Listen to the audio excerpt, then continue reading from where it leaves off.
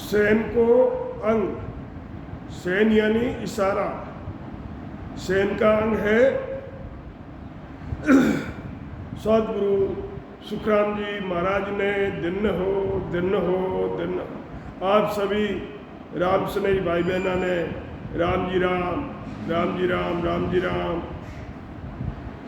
महाराज क्या फरमाते हैं कि संतों राम उतापे झूठा, शिवरण बिना काहे की सेनी, जासू सायब रूठा। महाराज फरमाते हैं कि जो झूठे हैं वो राम जी को उतारते हैं बिना भजन किए, काहे का इशारा है जिससे परमात्मा उनसे नाराज है। इशारे से परमात्मा नहीं मिलते हैं भाई, उसके लिए भजन करना पड़ता है। जो राम नाम के सिमरन को पलट देते हैं और मानसिक सेवा करना बताते हैं, वो सब झूठे हैं। सिमरन न करने वालों से परमात्मा नाराज है, उन्हें परमात्मा कभी नहीं मिलते हैं। कोई अंगुली से, कोई आँख से इशारा कर पूजा भक्ति करते हैं, उसे सेन कहते हैं। सेन यानी इशारा। जैसे मन से मुक्ति मानकर स्नान करना, कपड़े पहनना, चंदन लगाना, मन से भोग लगाना, मन से विसर्जन कर देना आदि। महाराज फरमाते हैं कि ये सब सत्य है। क्या और क्या उन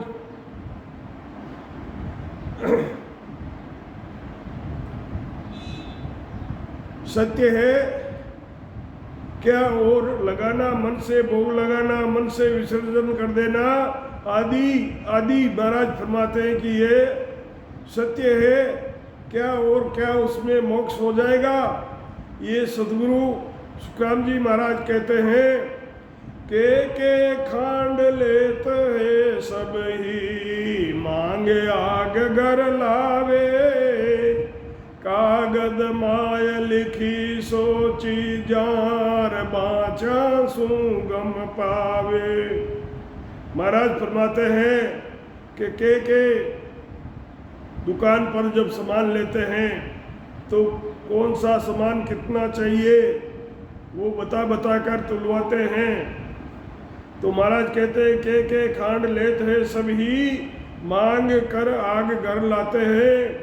कागज के अंदर लिखी हुई चीज़ें बादशाह से सब पता चलता है कि इसके अंदर क्या लिखा है। कोई मांग कर खांड लेते हैं तब ही मिलती है।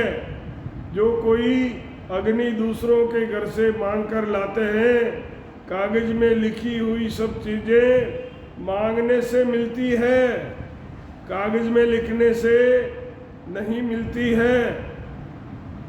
मुख सू पढ़िया आग्यो लागे, लिख लिख शिला तिराई, गज सुन टेर हाक जब दीनीर, फंद काटियो आई।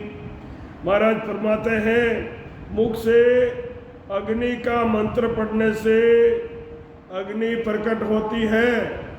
रामचंद्र जी ने राम राम को पत्थर पर लिखकर जब वो समुद्र में पत्थर तिराए, वो तिरे थे।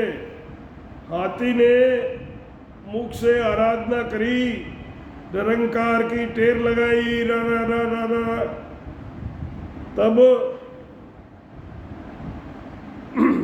उसके दुख दूर हुए। उसका सुदर्शन चक्र ने आकर मगरमच्छ का गर्दन काटी थी। सब ही मांड बावना रे माई, क्या सायब क्या माया, दरिया नाव सकल सोई बंधन, कहन सुनन की बाया।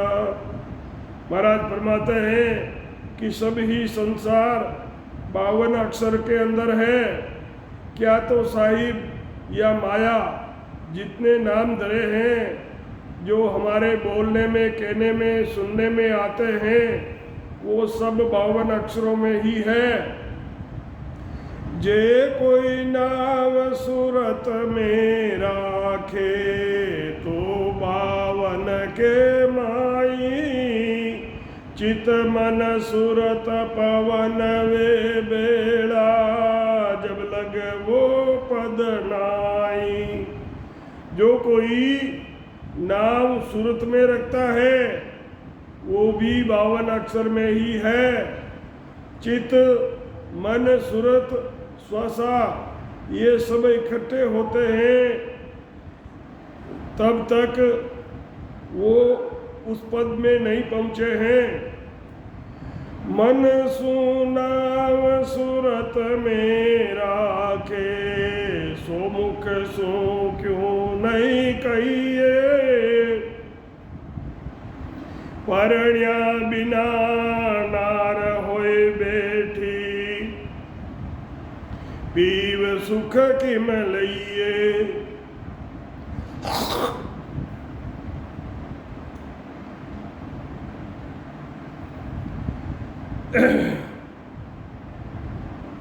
आप मन से नाम लेकर सूरत में रखते हैं, वो मुख से क्यों नहीं लेते हो?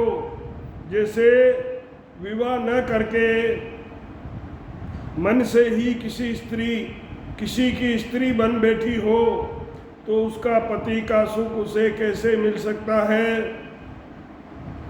चित मन सूरत थके हैं पांचों, चित मन सूरत थके हैं पांचों, 10वें द्वार समावे, जब यो शब्द बावनार बारे, बिन मुख हर जन गावे।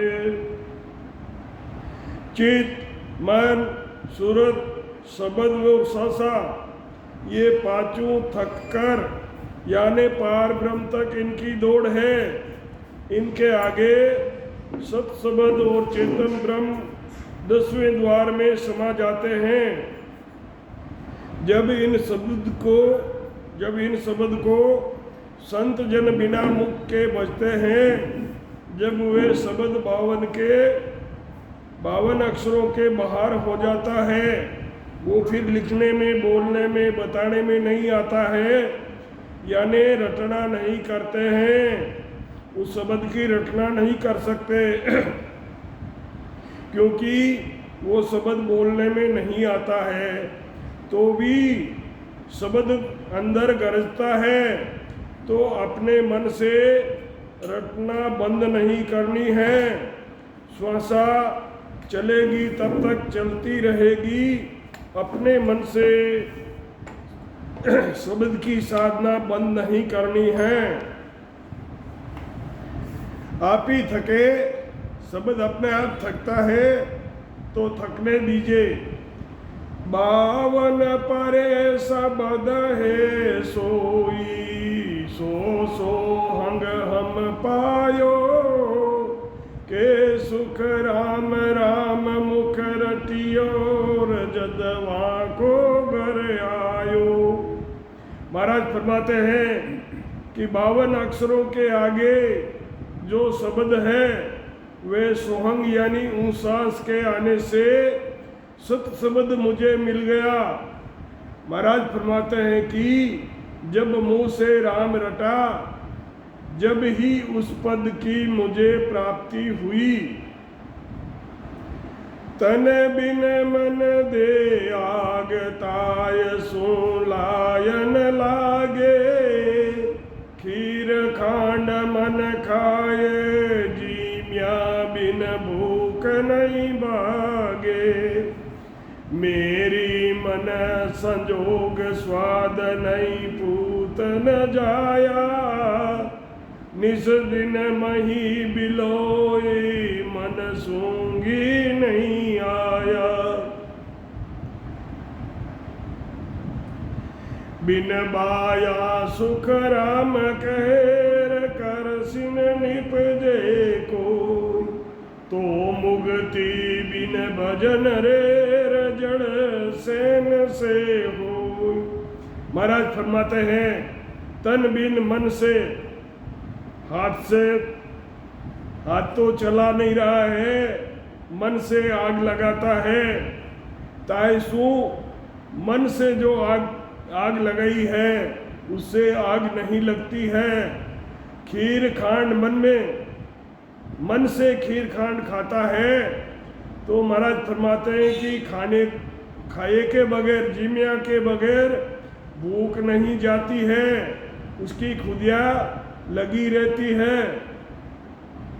मेरी मन संजोग स्वाद नहीं पूत नहीं जाया, निस्दिन मही बिलोय मन सूंगी नहीं आया। बिन बाया सुख राम कहे कृषि ने निपजे कोई, तो मुक्ति बिन भजन रे जड़ सेन से होय। शरीर के बिना मन से अग्नि लगाने पर अग्नि नहीं लगती है, मन से खीर खाने से भूख नहीं जाती है, मन से स्त्री का साथ करने से वो साथ नहीं होता है, उससे बच्चे पैदा नहीं होते हैं। मन से दही बिलोवे रात दिन तो भी घी नहीं आता है। दही में रवाई डालकर घुमाने से ही घी निकलता है।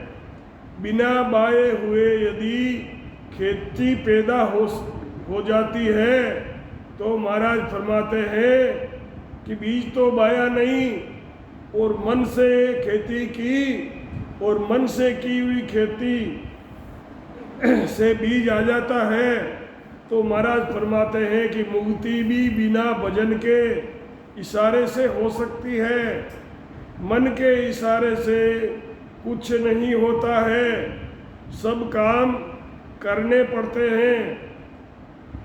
मन सु मांगे राच बोल बिन किणीन दिया, बिन मांग्या उपगार मन में शरणा लिया। पग बिन मन सु चाल जन नगर ले कोई, तो बिन सिमरण सु मोक्ष सेन सु बेड़ा होई। चार ज्ञान उर उपजेर तब मन इंचा साथ, ता पेले सुख राम केर मोन गया नहीं पाँच। महाराज फरमाते हैं कि बिना बोले किसी से कोई चीज मन से मांग लेते हैं तो मन से मांगी हुई चीज नहीं मिलती है, बोलकर मांगने पर ही मिलती है। मन से किसी का शरणा लिया हुआ है, कुछ काम नहीं आता है। भजन करने से ही केवल ज्ञान की प्राप्ति होती है। अगर भजन नहीं करोगे तो आपके सत शब्द की जागृति नहीं होगी। बिना पाँव के चले हुए कोई मन से किसी गांव या नगर में नहीं जा सकता। चलकर जाने से ही कोई गांव या नगर में जा सकता है। बिना भजन किए मन से कोई चीज प्राप्त नहीं होती है। मत, श्रुति, अवध और मन परचे ज्ञान, ये ज्ञान हृदय में उत्पन्न होता है। तब मन परचे ज्ञान से ही मन की इच्छा पूरी होगी। परंतु इस मन परचे ज्ञान के उत्पन्न हुए बिना मून पकड़कर बैठने से पांचवा ज्ञान यानी केवल्य ज्ञान की प्राप्ति नहीं होती है। मन भूपत सुन होय राजवा के जू आवे, तो बिन शिवरण या मोक्ष सेन सु प्राणी जावे।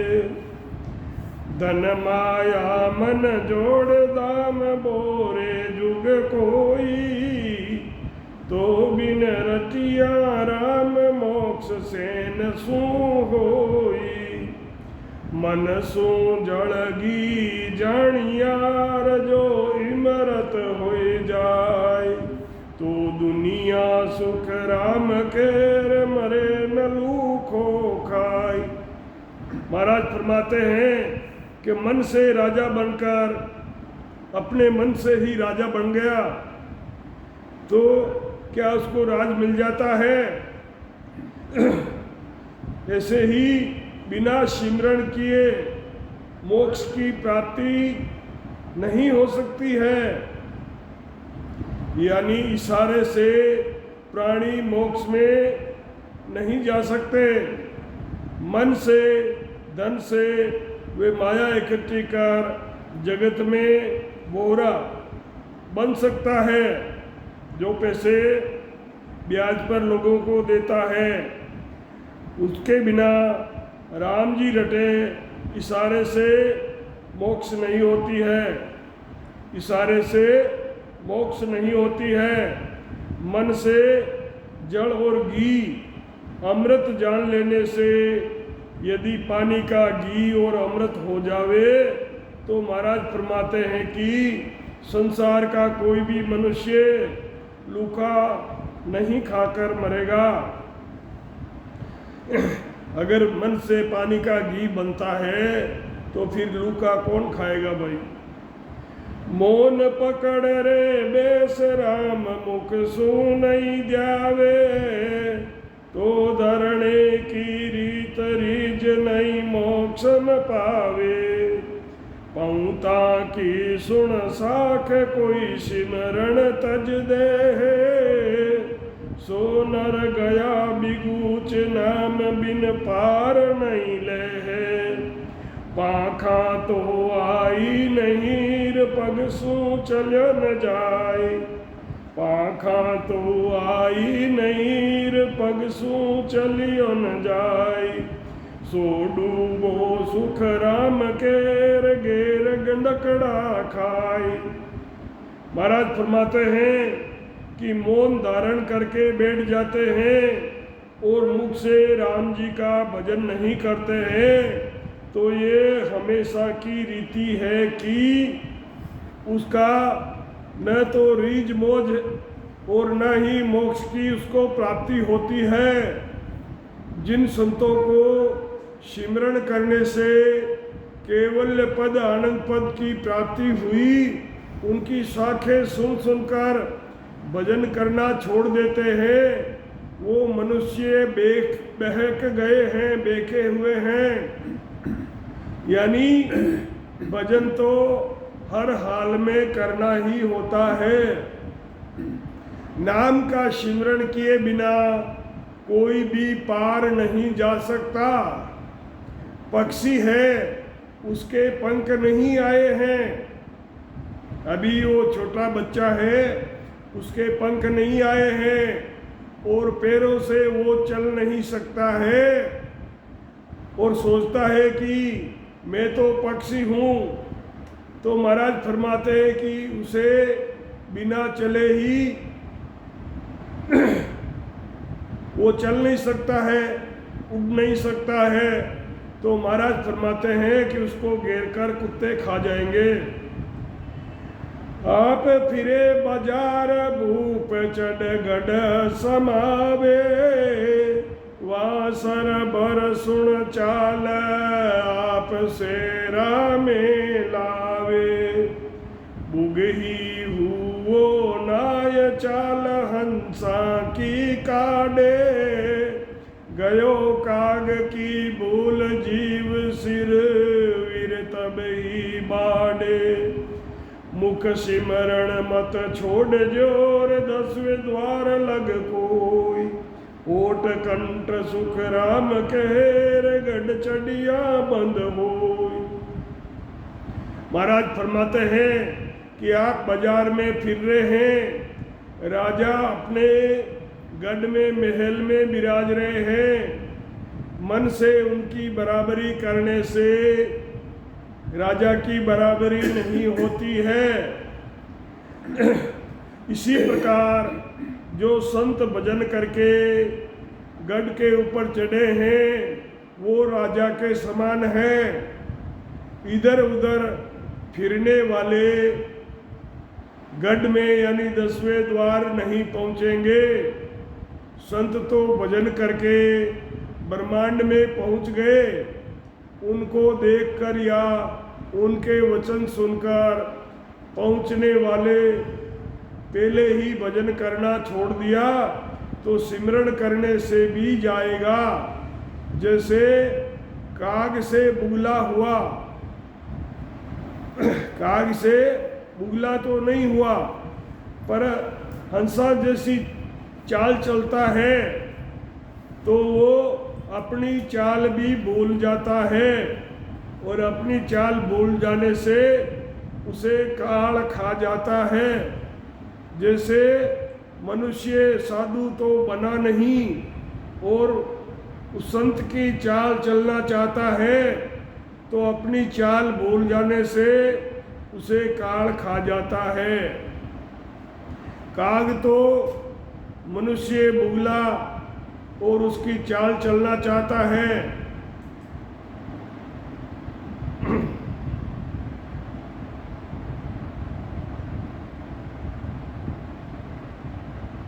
ऐसे ही साधु को काल पकड़ लेगा। 10वां द्वार यानी केवल्य पद पहुँचे बिना मुख से सिमरण करना नहीं छोड़ना चाहिए। 10वें द्वार पहुँचे बिना मुख से सिमरण करना नहीं छोड़ना चाहिए। जब 10वें द्वार से आगे आनंद पद गढ़ पर चढ़ जाते हैं तब शून्य समाधि लगती है। तब शरीर में शुद्धि बुद्धि का भाव नहीं रहता है तो सिमरण का भी भान नहीं रहता है। थोड़ी देर में शुद्धि बुद्धि आती है तो वापस सिमरण चालू हो जाता है। जे चढ़ बैठा गिगन मेर लागी ब्रह्म समाद या साखी सुख राम केर सुन मत की जो बात। जो संत केवल पद आनंद पद में चढ़कर बैठे हैं उनके ब्रह्म समाधि लगने पर सुन समाधि में रहते हैं। जब तक सिमरण नहीं होता है महाराज फरमाते हैं कि ये साखी सुनकर जो मनुष्य राम नाम का सिमरण करो। नहीं तो ऐसा वाद विवाद नहीं करना चाहिए। जब तक श्वासा चले तब तक सिमरण नहीं छोड़ना चाहिए।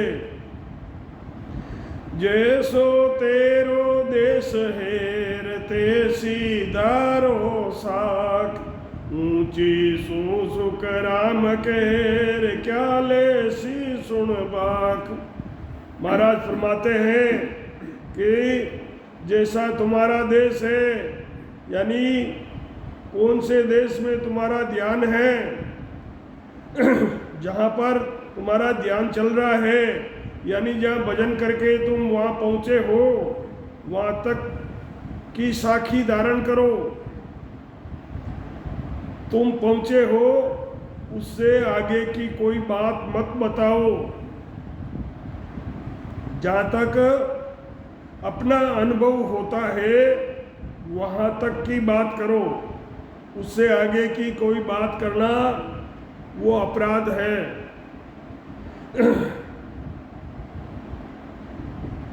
तुम पहुँचे हो उससे आगे की बात मत बताओ।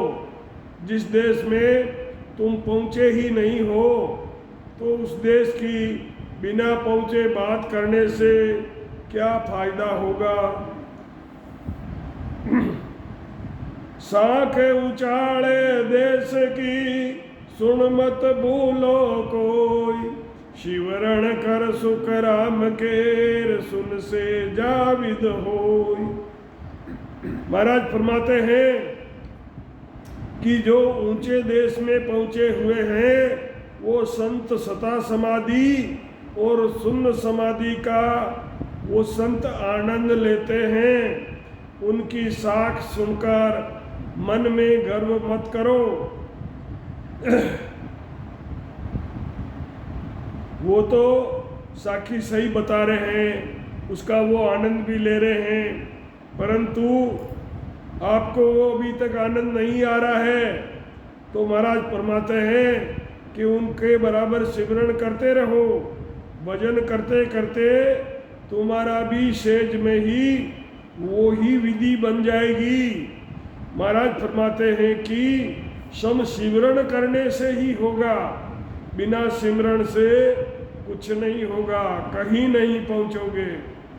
इति श्री सेन को अंग सतगुरु सुखराम जी महाराज ने दिन हो राम।